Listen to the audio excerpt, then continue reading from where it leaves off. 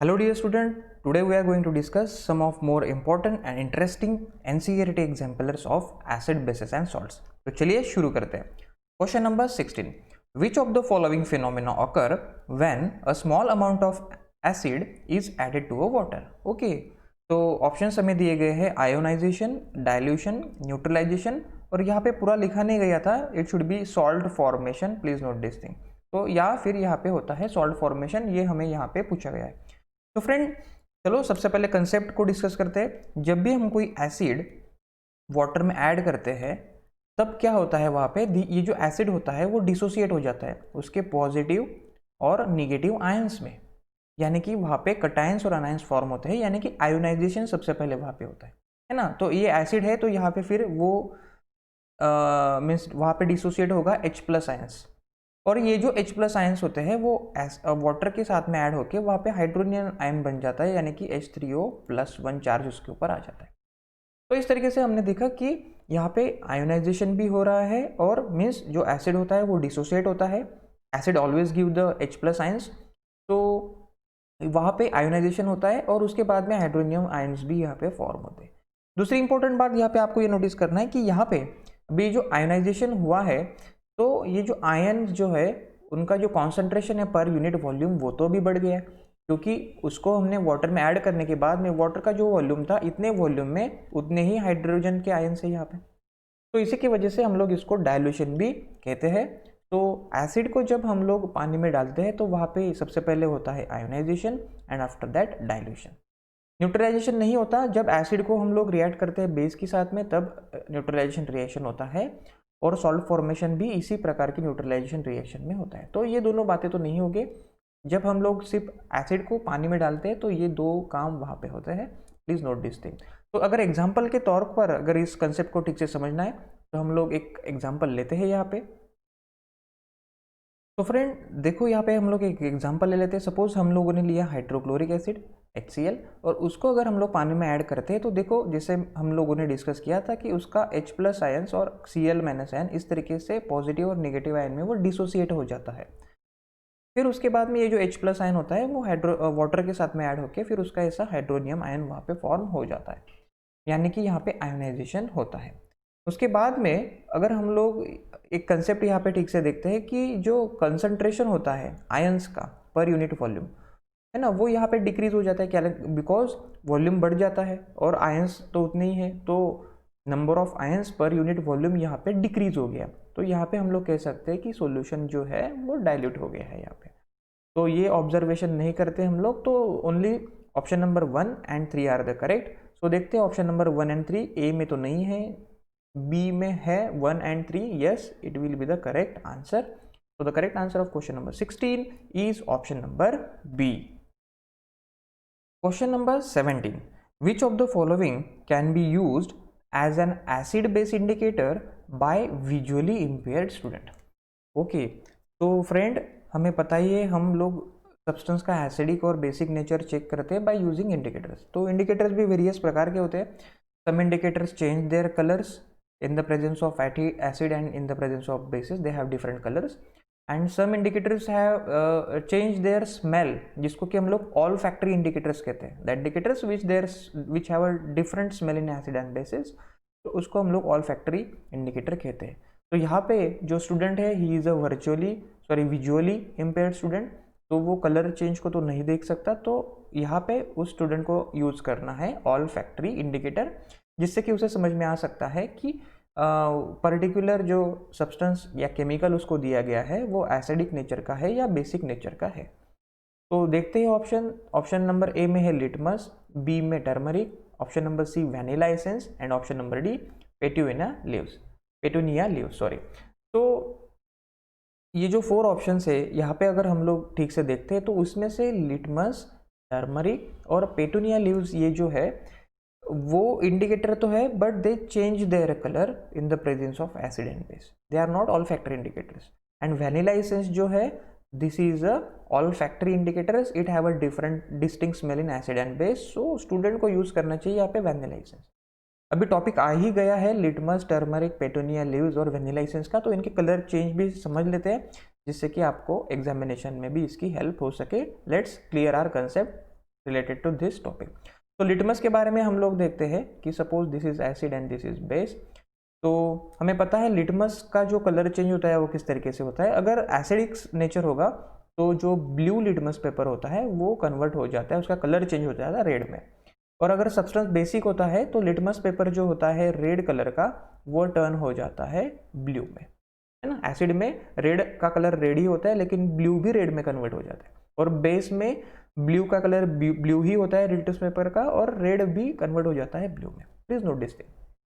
अगर suppose turmeric वहाँ पे है, टर्मरिक है ना, तो टर्मरिक हमें पता है वैसे भी ऑरेंज येलोइश कलर की होती है। तो अगर यहाँ पे टर्मरिक हम लोग एज ए इंडिकेटर यूज करते हैं तो एसिड में उसका जो कलर होगा, एसिड रहे या फिर न्यूट्रल रहे, उसका जो कलर होता है वो येलो ही होता है।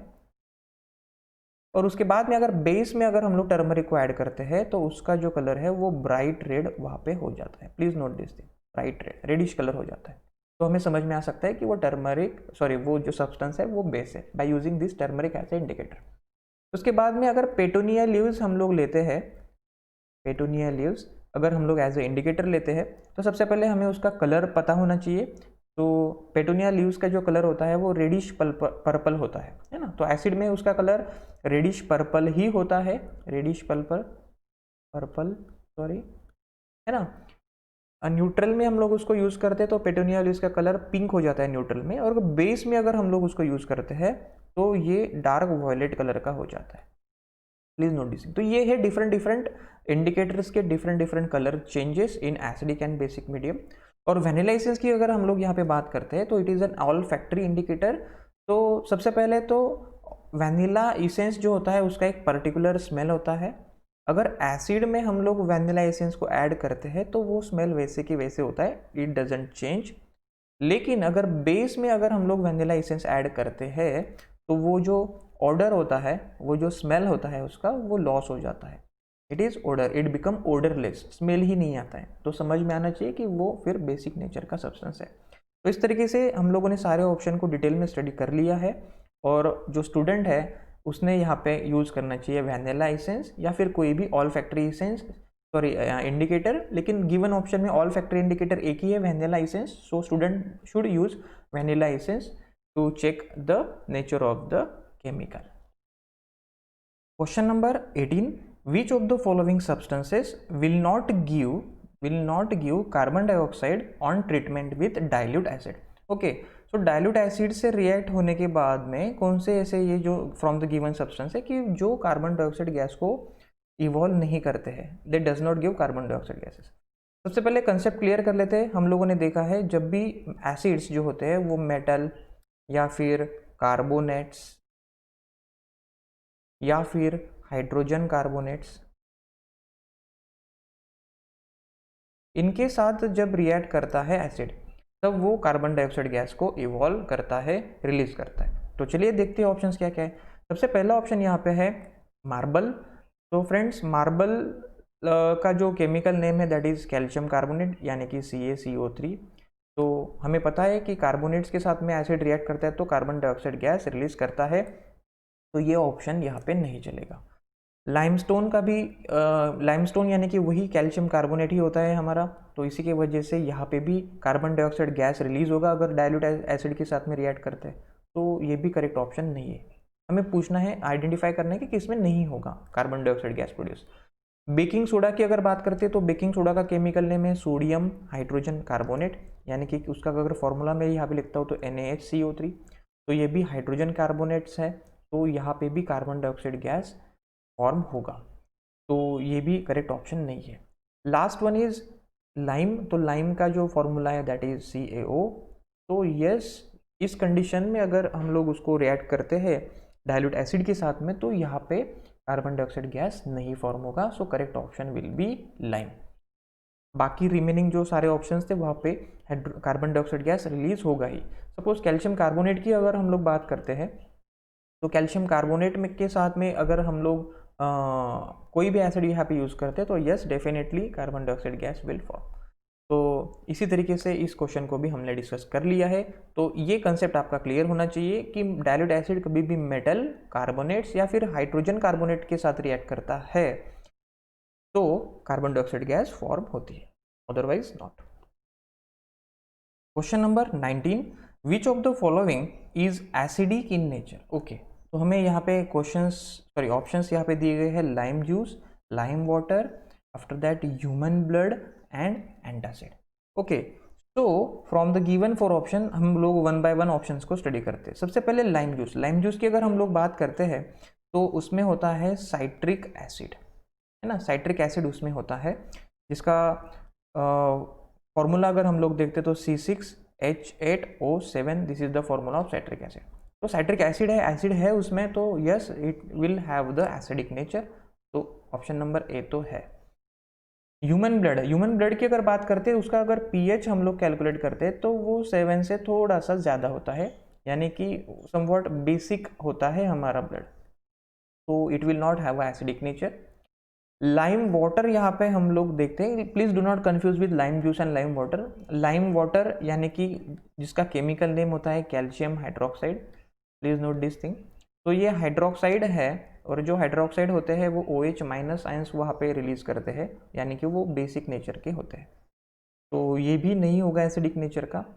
उसके बाद में एंटासिड यहाँ पे दिया गया है। एंटासिड्स भी जनरली बेसिक नेचर के ही होते हैं, जो एसिडिटी को कम करने के लिए यूज करते हैं, जैसे कि suppose magnesium hydroxide as antacid use होता है, तो मैग्नीशियम हाइड्रोक्साइड का भी फॉर्मूला अगर हम लोग देखते हैं तो इस तरीके से है, MgOH ट्वाइस, तो यह भी हाइड्रोक्साइड है, तो it will also give OH minus ions, तो ये भी नहीं चलेगा, इसका नेचर भी बेसिक ही होगा, it will not have a acidic nature.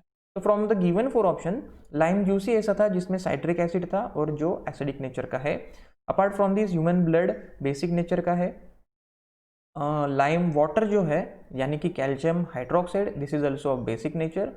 Antacid की बात करते हैं यानी कि जो वो भी हाइड्रोक्साइड ही होते हैं, बेसिक नेचर के ही होते हैं, वो एसिड को कम करने के लिए यूज में होते हैं, तो only option number A will be the correct answer. Question number 20, and in an attempt to demonstrate electrical conductivity through an electrolyte the following apparatus was set up।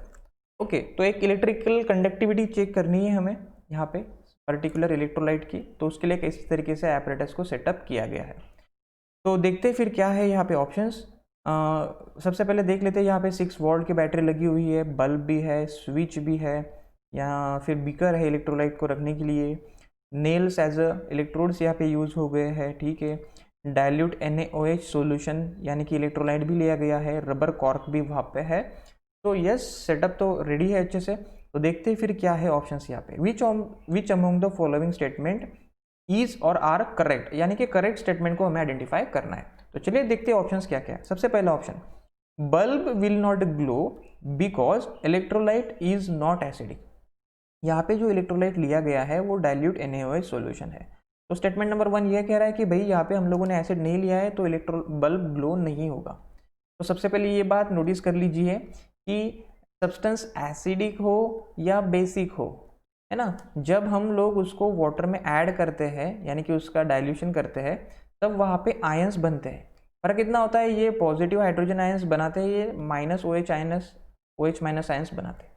तो आयंस फॉर्मेशन हमें चाहिए सिर्फ electricity को conduct करने के लिए, चाहे वो एसिड दे या basic they. So not necessary कि एसिडिक ही होना चाहिए इलेक्ट्रोलाइट, बेसिक भी होगा डाइल्यूट तो चलने वाला है। तो पहला वाला ऑप्शन तो यहाँ पे रॉन्ग है, जिसमें कि कहा गया था कि बल्ब नहीं जलेगा क्योंकि सॉल्यूशन एसिडिक नहीं है। तो बेसिक होगा डाइल्यूट सॉल्यूशन, तो भी उसमें आयंस होते हैं इलेक्ट्रिसिटी को कंडक्ट करने के लिए, तो यस बल्ब विल ग्लो अगर बेसिक भी होगा तो नॉट नेसेसरी कि एसिडिक ही चाहिए। सॉल्ट्स भी अगर हम लोग उसमें ऐड करते हैं तो it will also dissociate into ions, तो नॉट नेसेसरी कि एसिडिक ही चाहिए। तो पहला वाला स्टेटमेंट तो इनकरेक्ट है। Statement number 2, bulb will glow because NaOH यानी कि sodium hydroxide is a strong base and furnishes ions for the conduction.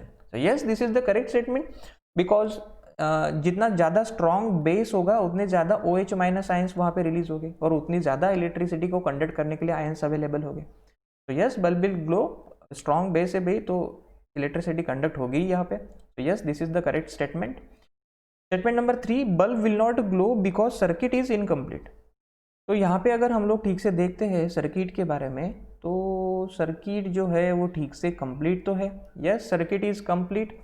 तो यहाँ पे दिया गया है कि बल्ब ग्लो नहीं हो गया क्योंकि सर्किट इनकम्प्लीट है। सर्किट तो इनकम्प्लीट कहाँ से नहीं, यहाँ से सपोज यहाँ पे बैटरी अप्लाई कर दी गई है, इलेक्ट्रॉन्स विल मूव, है ना। तो इस तरीके से स्विच भी ऑन है, कंडक्टिंग सॉल्यूशन हमारा है, तो यस सर्किट तो कंप्लीट हो रहा है।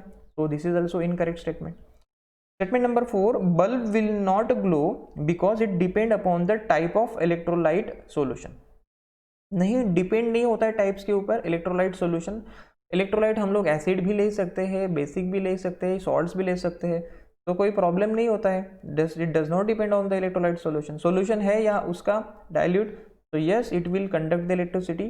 तो नॉट नेसेसरी कि वो एसिडिक ही होना चाहिए या बेसिक ही होना चाहिए, तो this will not the condition. हमें सिर्फ आयंस चाहिए होते हैं, तीनों देते हैं भाई आयंस, तो चलेगा हमें तीनों भी। नॉट नेसेसरी कि पर्टिकुलर इलेक्ट्रोलाइट ही हमें यहाँ पे सेलेक्ट करना है। तो फ्रॉम द गिवन 4 स्टेटमेंट हमें यहाँ पे नोटिस हुआ कि स्टेटमेंट नंबर 2 ही यहाँ पे करेक्ट था। तो देखते हैं स्टेटमेंट नंबर 2, हाँ ओनली 2 यहाँ पे दिया है ऑप्शन नंबर सी में, तो yes option number C will be the correct answer.